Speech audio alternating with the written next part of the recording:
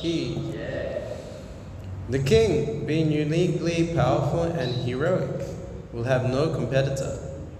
He will travel around the globe on his victorious chariot, holding his invincible bow in his hand and appearing exactly like the sun, which rotates in its own orbit from the south. Purport. In this verse, the word yathärkaù indicates that the sun is not fixed but is rotating in its orbit, which is set by the Supreme Personality of Godhead. This is confirmed in the Brahma-saàhitä and also in other parts of Çrémad-Bhägavatam. In Fifth Canto of Çrémad-Bhägavatam, it is stated that the sun rotates in its own orbit at the rate of 16,000 miles per second. Similarly, Brahma-saàhitä states, yasyäjïayä bhramati sambhåta-käla-cakraù. The sun rotates in its own orbit according to the order of the Supreme Personality of Godhead. The conclusion is that the sun is not fixed in one place. As far as Prthu Maharaja is concerned, it is indicated that his ruling power would extend all over the world.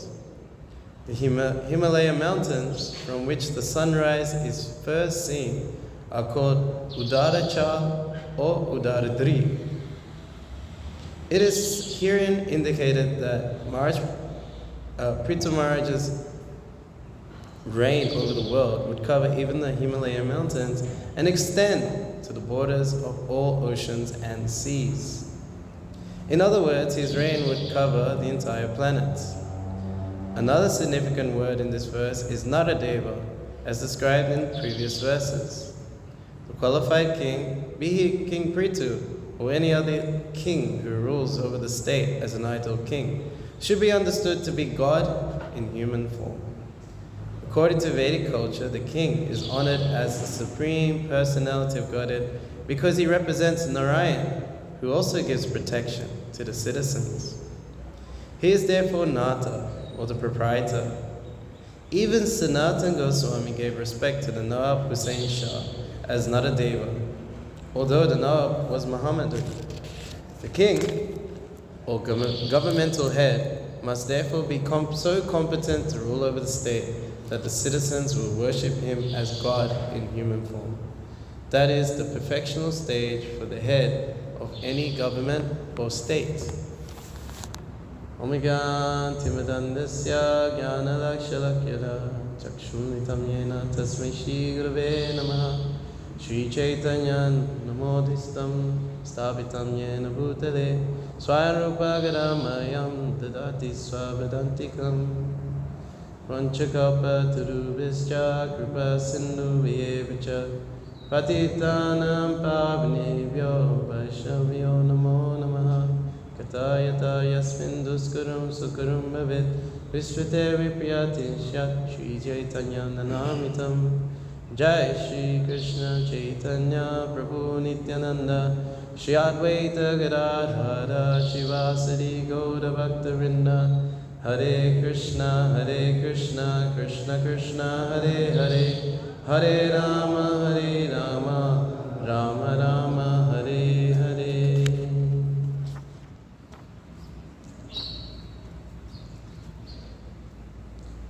Prthu Maharaj is the representative of the Supreme Personality of Godhead, Shakti Avesh Avatar, empowered by the Bhupala Shakti. Bhupala means one who protects the earth. So he is the perfect example of a governmental head of state. The Çrémad-Bhägavatam provides all knowledge that you need. How to run a government is shown by Prthu Maharaj. Many times you may be caught in a conversation, and the conversation usually goes towards politics, and that this politician doesn't know what he's doing. What is he doing with the country? He's cheating the people, and he should just leave. But Srila Prabhupada has condemned democracy. He calls it demon crazy. Why is that? Because Kala Sudra Sambhava. Everyone in Kali Yuga is born as a Sudra. Sudra is known as one who always laments. He doesn't know what is right and wrong. He's a miser. He doesn't know how to use the human form of life. Just giving in to the mind and senses. So those are the personalities that are voting in the leader, the president or prime minister. So they'll vote someone in just like themselves. Someone who's just a hog or a dog. In Australia, there was one election, I think it was in 2007. So as the two candidates for the position of prime minister was in place, so they have their campaigns. They try and find some dirt on the other politician and expose it. So they tried to expose the opposition leader, saying that he was in America and he was with other ministers, and they went to a strip club. And this is why you shouldn't vote for him. He's low class. He's not a real upstanding personality. So the opposition leader, he did not deny it. He says, yes, we went, we are men, this is what we do. We go to strip clubs. Actually, that made him more popular amongst the public. Oh, he's an honest man, he's just like us. Yeah, we'll vote for him. This is demon crazy or democracy. But Prthu Maharaja is not such a personality. Prthu Maharaja, his only focus is to fulfill Dharma, to fulfill the order of the Supreme Personality of Godhead. It is the definition of Dharma. Religion is not man-made. Religion is the law set down by God. And the Kshatriyas are meant to uphold such Dharma. That is the meaning of Kshatriya. One who protects one from hurt. If one doesn't follow Dharma, one will end up suffering. But if one follows Dharma, pretty much Dharma protects that person.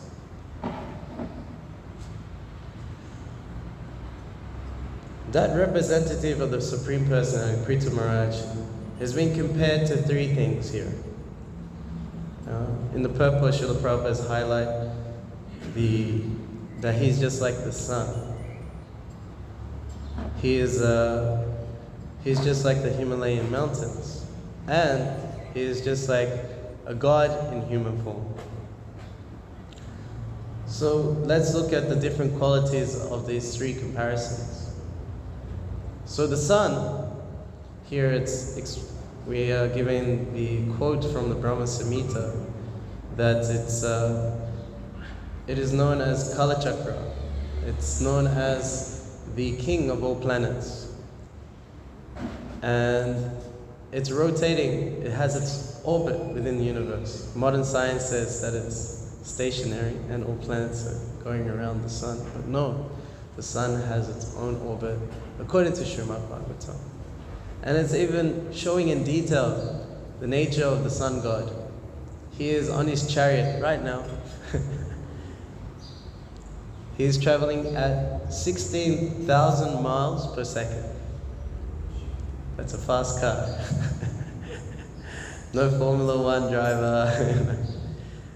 And he's not like, he's not struggling with this, No, he's sitting there and he's being offered prayers by 60,000 sages called the yasyäjïayas. Is that right? They're like the size of a thumb. They're very small, actually. I saw this reference of these small sages.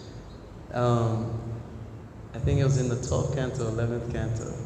And I think it was expressing the merciful nature of the Lord. And that the Lord saved these thumb-sized sages from drowning in like a small puddle. He saved them, and they offered prayers to them. 60,000 of them. So they're offering prayers to the Lord, and there's like other personalities involved in holding the chariot together, which pulls the sun. And the sun is considered Jai Shri Radharanath ki, Shri Gora Hari ki, Shri Giri Govardhan ki, Shri Prabhupada ki Jai. The sun is the king of planets because the universe is dark by nature. There's no light. Unless there's a sun, then yes, there's light. In the Bhagavad Gita it says in the spiritual world, there's no need of sun, moon, or electricity, because the planets are self-illuminated. Even the personalities are self-illuminating. Or to speak of Krishna's effulgence, the Brahma-jyoti emanating from him. When there was the churning of the milk ocean, and they were struggling to whether to get the churning rod in the form of that mountain. They couldn't lift it, and then the Lord appeared, and he was so effulgent that they couldn't really see anything. So this is the effulgence that exists in the spiritual world, but such effulgence doesn't exist in the material world. This one universe is covered by so many layers of the 8 elements of earth, fire, water, wind, ether, mind, intelligence, and false ego. One 10 times greater than the next. So we're like buried under all of this. But no, there is the sun planet giving light to all planets, to all life. And the sun is compared as the eyes of the Lord. In the universal form is referred to that his blinking is the day and the night, when the sun is appearing and disappearing in the sky. And the sun is also known as like taking life away. As the sun rises and sets, everyone's life is taken away, except for those who are absorbed in hearing and chanting the glories of the Lord. So the sun is giving life. When I hear this word, it's mentioned udayäcala, or like sunrise, uday. It reminds me of this verse of Nitya Siddha Krishna Prema Sabakaranoi Sravanari Surachite Kurayodaya. That the living entity has love of God already within the heart. It's not coming from an outside source.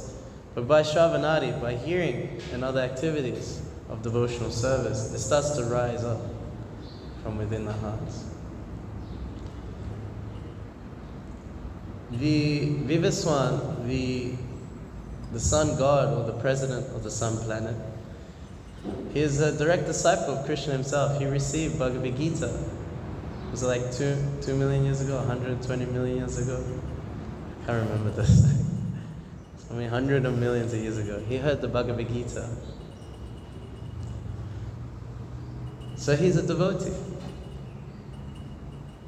So we can see Prthu Maharaja has the same qualities as the sun god. Very heroic and powerful. To give life to his citizens. Just like the king of planets gives life to all other planets.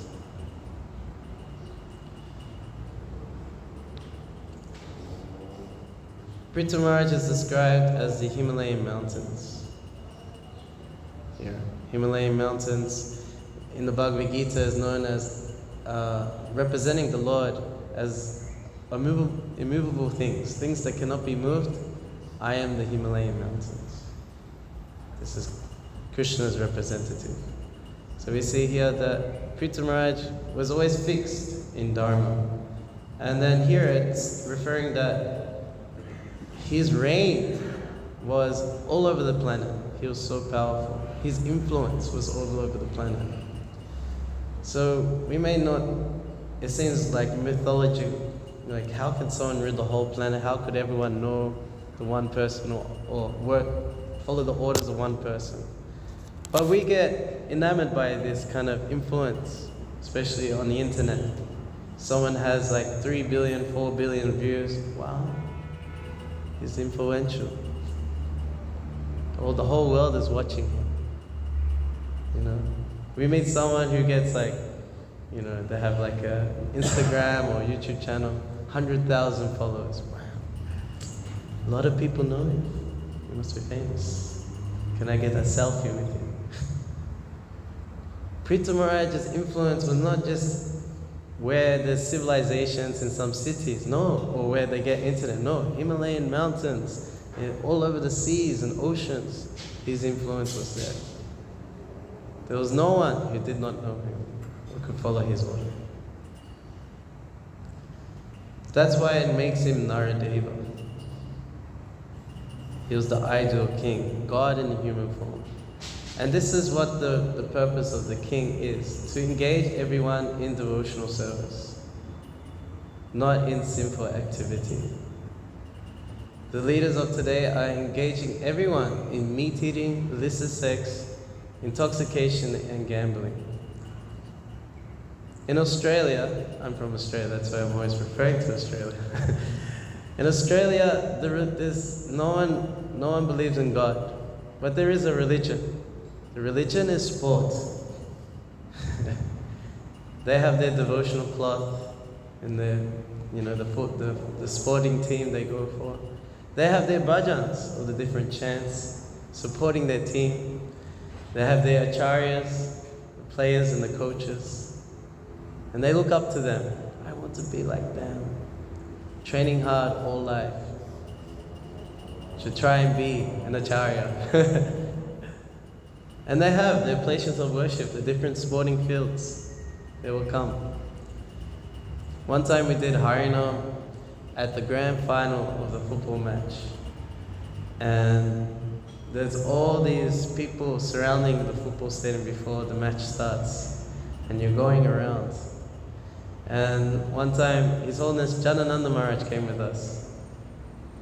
Actually, what happened was that, so you have football, like worldwide known, the World Cup. So there's an Australian version of football. It's pretty much made by convicts. So Australia was known as a place where the British would send the prisoners. So it was just a big prison house. So then they started colonizing, and it's Australia now. And so they developed their own form of football, and it's pretty much just, you just punch people. That's the football match. There's a big field, there's a ball, but you can punch people and hit people as much as you like, no problem. This is Australian culture. So the people who follow this sport, they're of the same nature. And you know, we go around with Harinam, and they're all drinking, they're all punching each other, and somehow we're there. Yeah, somehow we got on TV as well, we're giving out cookies. And then the match is about to start, and there's still last people going inside, and we're still chanting, Janananda Maharaj is there. And there's one lady, and she has like no teeth. Like you can tell she's probably also been in some fights, you know. And she's just like calling out, she's dancing with us, she's drunk, but she's like calling out for a football team. Oh, football team, yeah. They were called the Magpies. Go Magpies, like this. And then all of a sudden she just like stops, sees Janananda Maharaj like bouncing up and down, and just starts paying obeisances. She's just real shocked. She's like, oh. So the nature of people, they want to worship somebody. And especially when it comes to someone of leadership, they want them to be of like perfect character. And we see the perfect character of Prthu Maharaj. He only cared. He had love for the citizens, the praja, those who were born on his land, not just for the human beings, but for the animals as well. When he is known as the son of King Vena. King Vena was a very ruthless king. He was so ruthless that as a child, when he was playing with other kids, he would kill them. He was so ruthless. But then he was installed as king because they needed a king, and still rogues and thieves were scared of him. But then he disrespected the Brahmanas. He says, why are you worshipping this Vishnu? You should worship me. I'm the one maintaining you. You are just like prostitutes who don't honor their master. And that was too much for the Brahmanas. And they killed him by sound vibration. They said the word was hum. So don't hum too much. Kill someone. So when he died, then the rogues and thieves took over again. So they needed to have a righteous king. So they preserved the body. It says in oils and herbs, kind of like a mummification nearly. And they churned different parts of his body. I remember asking Påthu Maharaja about this. I was like, how do they churn the body and produce a person? So Påthu Maharaja said, this is cloning actually. Cloning. You know, they clone like animals and sheep from a body, they make a replica. Cloning, yes. Cloning. So I think it was from the legs, they churned and they produced the head of the Nasadas. And then they got the arms and churned, and then Prthu and Achi came from that churning. Because they want to preserve the seminal line of Dhruva Maharaj, who was a great devotee. So they want to have someone like Dhruva Maharaj to come and save the world. And Prthu Maharaj, he was such a great protector because the earth was overburdened by all these simple activities taking place, and she held back all the grains and the foodstuffs and resources. And then Prthu Maharaj was thinking, no, this is wrong. And he wanted to chastise the earth. So the earth tried to protect itself by taking the form of a cow. And said, you are a Kshatriya, you should protect the cow and women. How can you kill me? And he said, but you are being sinful. By you holding back all the resources, my praja, the citizens, are not getting what they need. They are dying. So I'm even ready to kill you, chop you into pieces to feed the citizens. So then she understood and she took shelter of the Kshatriya, of Prthu Maharaj. So it's Kshatriya code that just like when Kali took shelter of Parikshit Maharaj, even though he was a criminal, smashing the legs of Dharma in the disguise of a king, then very easily he could have just killed him. But no, Kali took shelter of him and goes, I'm also your praja, give me shelter.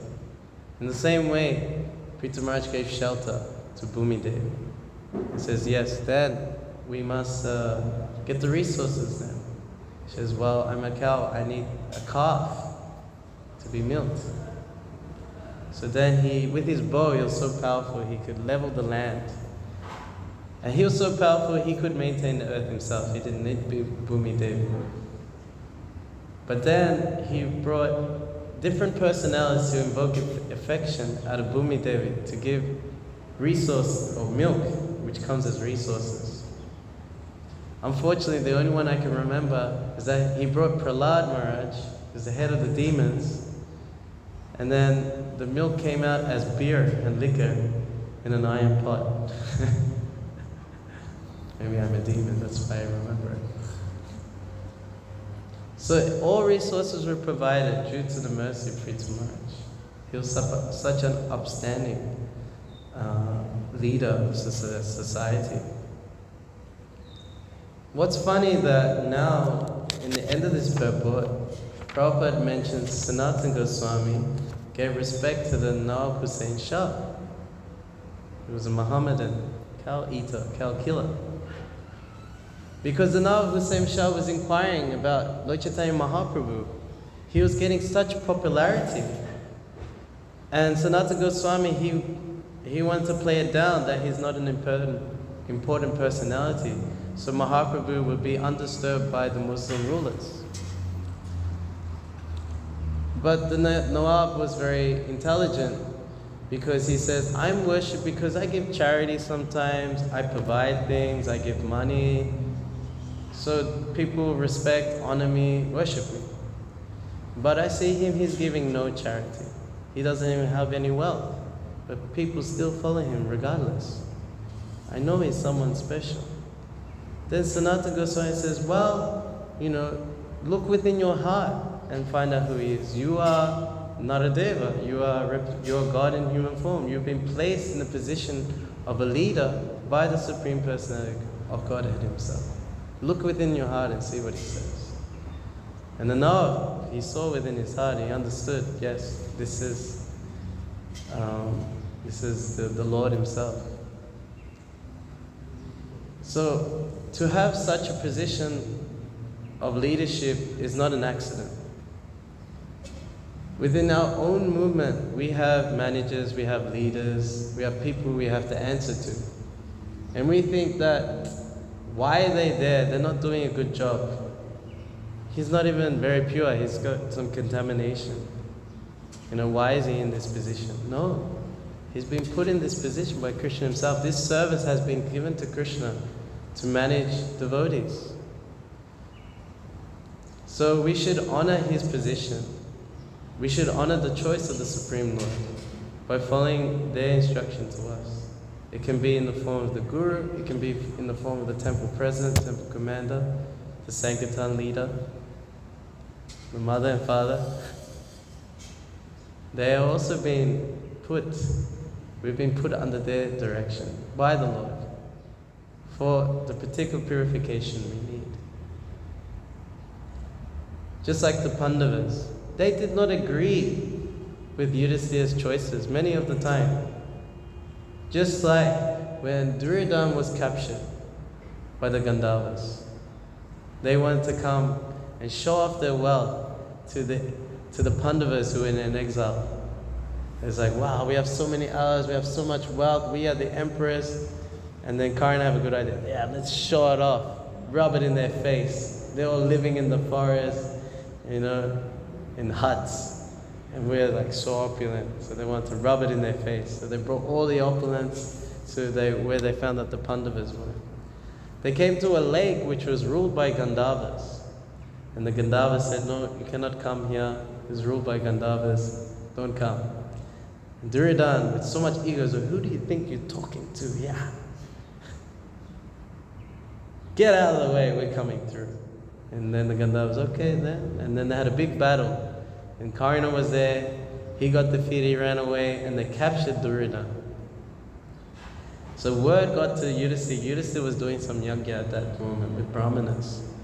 And they said, the messenger said, yes, Durban has been captured by the Gandharvas. And then Yudhishthira told Arjuna, it's like, oh, we have to save him then. And then Arjuna and Bhima like, what? Why are we going to save Durban? These Gandharvas, they took care of our job, Just leave him in suffering. And then Yudhishthira said, no Bhima, no Arjuna. Amongst each other, we may see ourselves as Kurus and Pandavas. But to the public, we are all Kurus. They all see us as Kurus. So we may be in this movement, and we may have guru cliques, we may have certain groups of people amongst us, and we may conflict. But to the public, we are all part of the same thing. We are all ISKCON, we are all under Prabhupada. So we should look out for each other, regardless of the differences we have, because we are all under Prabhupada. We are representatives of Prabhupada. So then, Maharaj Yudhishthira said, I cannot go though. I have to finish this yajna. But you, Arjuna and Bhima, you guys go. So if you imagine, you completely disagree with Yudhishthira, and it's his idea. Why didn't he go? He's telling you to go and save this rascal. It's like, okay, let's go. He's the eldest brother, we must listen to him. This is the etiquette. So they go, they fight with the Gandharvas, And Arjuna is so expert, and he defeats the Gandharvas. They try and take him away into the sky. He shoots some special arrow with the mantra and he traps them.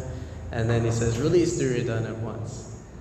The Gandharvas revealed that they were sent by Indra, Arjuna's father, to try and give them a heart, to try and help the Pandavas. And Arjuna said, no, Yudhishthira said, let go of Duryodhana right now. And then Duryodhana, he said, he was saved. He goes, okay, what do you want? I owe you a favor, you saved my life. Arjuna said, I'll ask you later. So then, there was a time where Arjuna needed the favor. At the battlefield of Kurukshetra, Bhishma Dev was approached by Duryodhana one night. So they would fight during the day, but at night, there was no fighting. Sometimes they go to each other's camps, have dinner. Hey, it was like sport nearly, the war for Kshatriyas. And then, just like sporting people, they're very fierce on the field, on the court, but then, they go and meet up, have dinner, and say, hey, that was a nice move, you did that, nice goal. They respect each other's prowess in sporting. So the Kshatriyas, they respect each other's chivalry, their prowess in battle. So Duryodhana approached Bhishma Dev. He says to his grandfather, he goes, you're just holding back. You're not putting everything into it. You have affection for the Pandavas. You're not a real Kshatriya. So Bhishma says, oh really? Really, you think so? So then he put 5 arrows in front of him, 1 for each Pandava, and he vowed that I will kill the Pandavas with each arrow on the battlefield tomorrow. So then he invoked some mantras into them, and he said, okay, but Duryodhana, he didn't trust Bhishma Dev.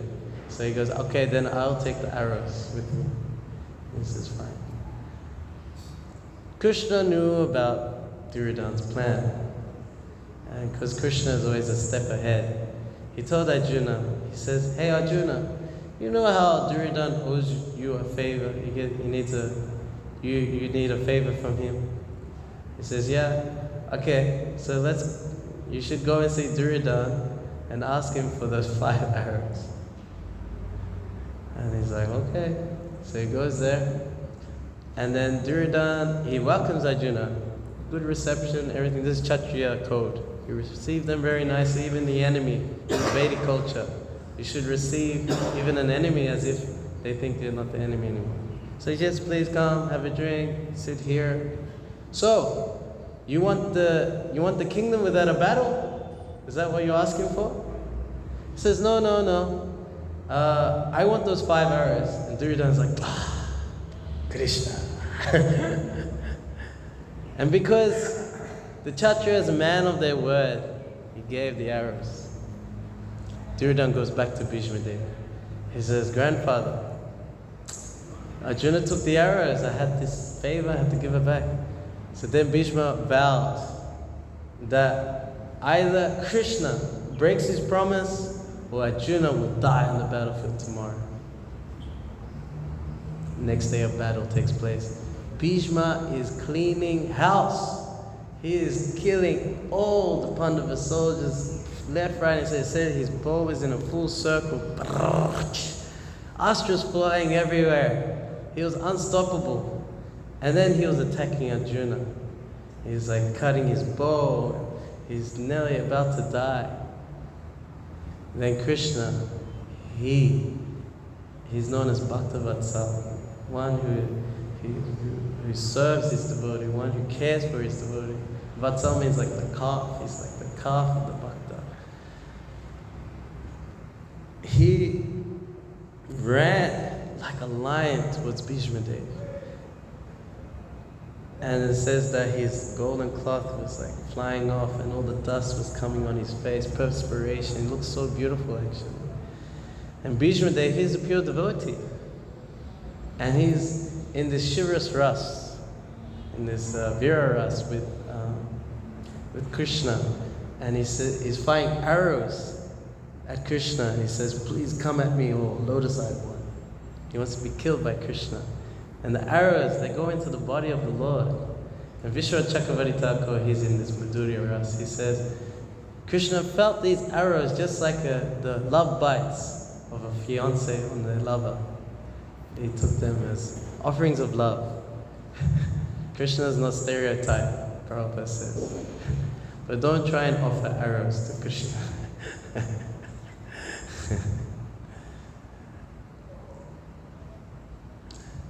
But Arjuna, he is also in love with Krishna. He's like, no, don't break your promise. And he's like holding on to, where's the picture? There it is.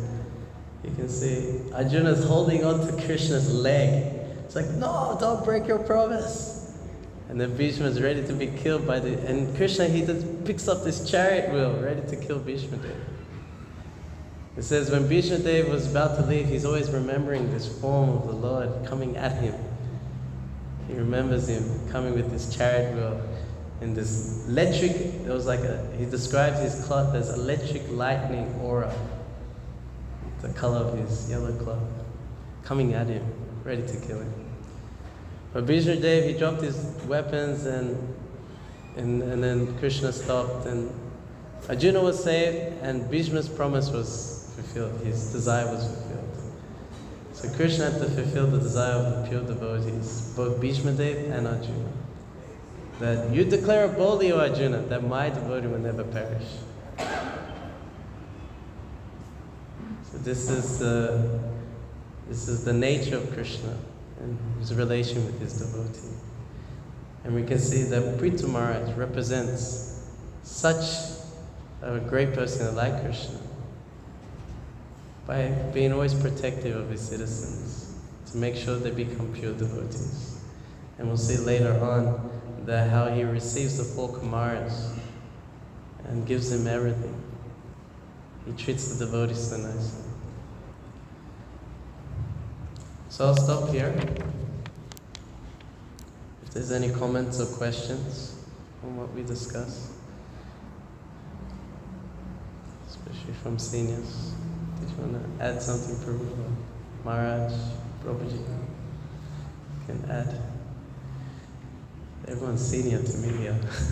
Raghunath Bhatta Prabhu, Svetadip Prabhu.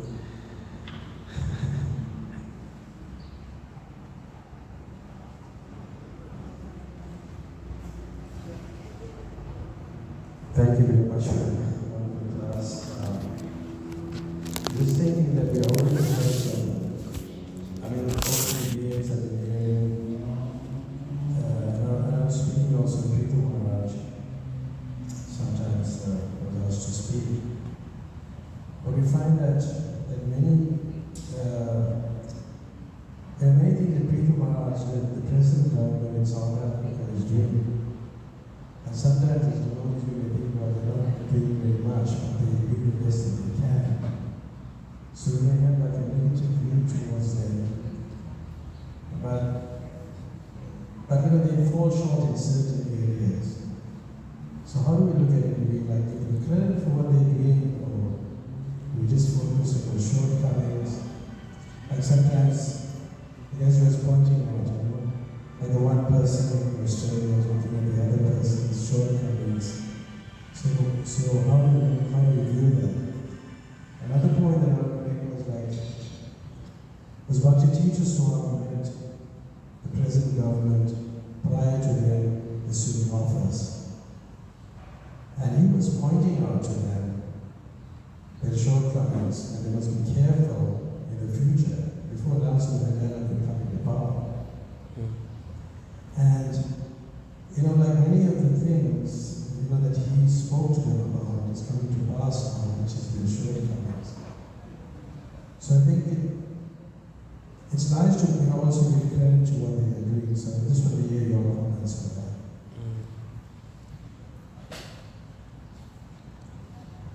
Yes, so many times you'll see in these purports referring to Prthu Maharaja, and Prabhupada will pretty much emphasize that a government is supposed to allow or enhance the performance of Sankirtan Yajna. So I guess that's a great credit we could give to those governments that allow Sankirtan Yajna to go on. because there are some places it cannot go on. So at least that is there.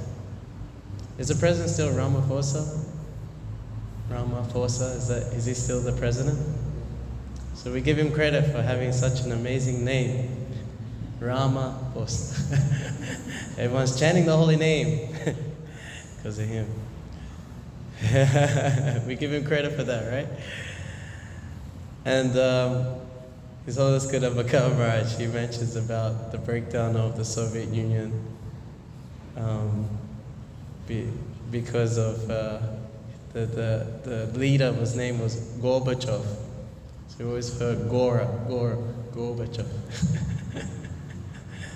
Eventually he will have to break down communism. So, yeah, even Donald Trump, we give him credit because he allowed, in one of his, I think one of his car yards in Detroit, he allowed the devotees to keep the yathärkaù cart there. And even those who are leaders amongst the people, musicians, they also are very influential, you know, so they may have some shortcoming, like the Rolling Stones.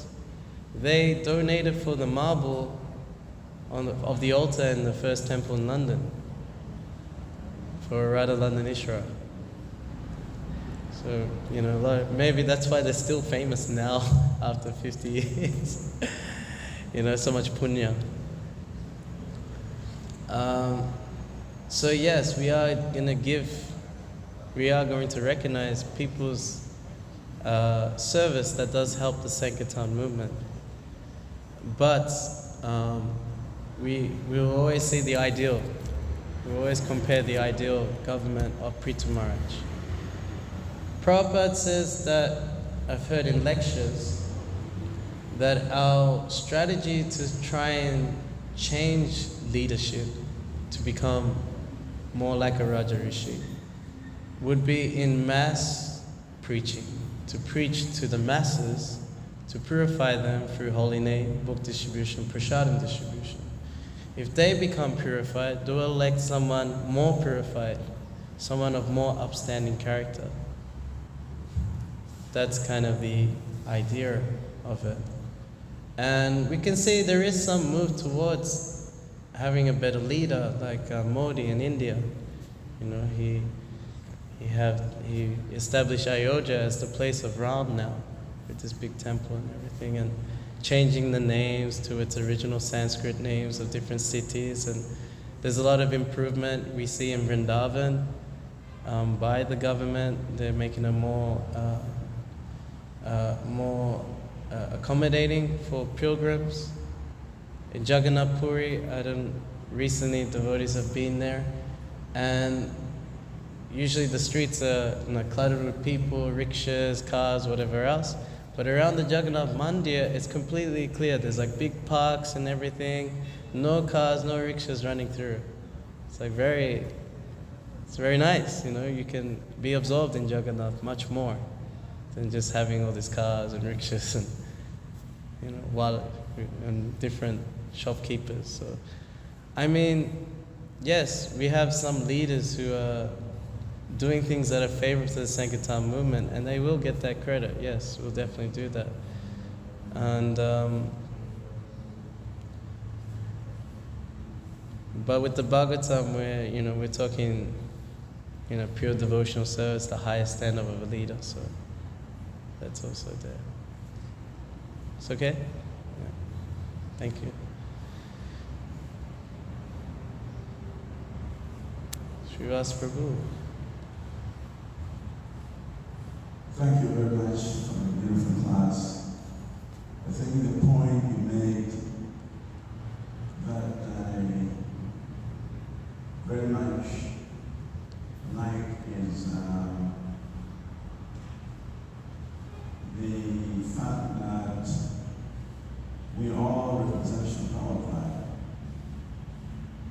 Even though we may be different in so many ways, we have different gurus, we have different bodies, we have different inclination,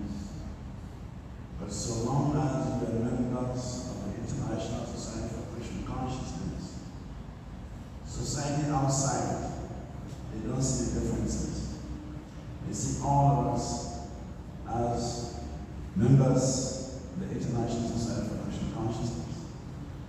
So when there is some conflict, when there is some misunderstanding, when there is some friction, when there is some fighting, the outsiders, they will simply see that the members of the Hare Krishna movement, the members of the Prabhupada movement, they are fighting.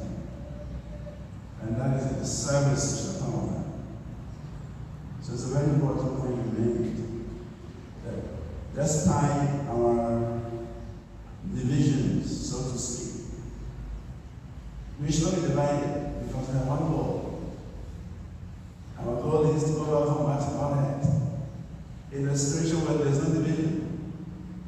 Don't look at the ground for everybody, or my interest for everybody. It's just that the laws of nature in this material world has so conditioned us. The laws of nature have so conditioned us that we can't see beyond our noses. Whatever we see, we think that's the reality. But the reality is different. From Krishna's perspective, the reality is different. So that's a very powerful point you made, and I want to take that again. So I want to amplify it so others can get a message. Thank you very much. Hare Krishna.